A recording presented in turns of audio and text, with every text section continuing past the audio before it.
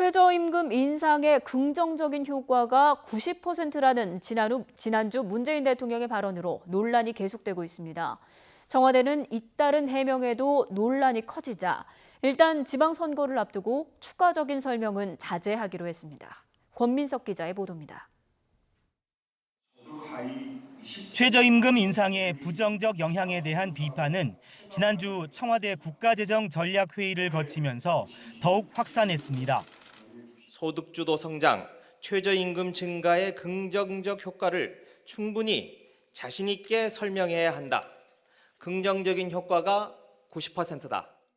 대통령 설명이 하위 20% 소득이 8% 감소했고 소득 격차도 벌어졌다는 통계청 데이터에 배치된다는 비판이 잇따르자 청와대는 근거 자료를 공개할 수 없다고 했다가 적극 대응으로 선회했습니다.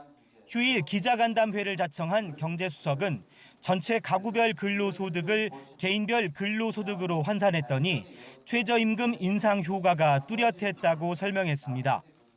원래 저소득층의 소득 증가율이 고소득층에 비해 높다는 사실이 나타났습니다.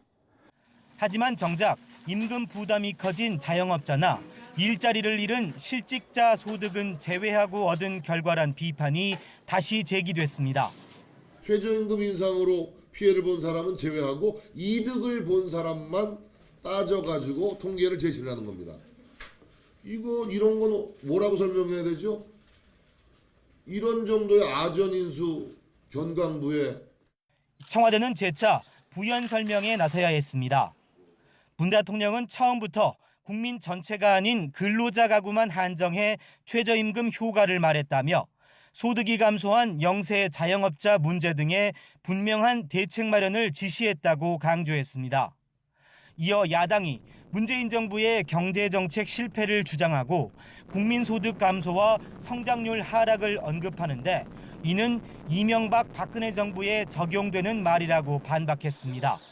청와대 내부에선 지방선거를 앞두고 최저임금 논쟁을 부추기는 건 도움이 되지 않는다는 신중론도 나왔습니다.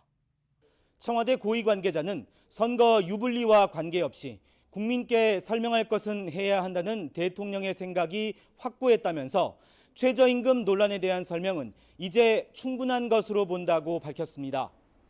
YTN 권민석입니다.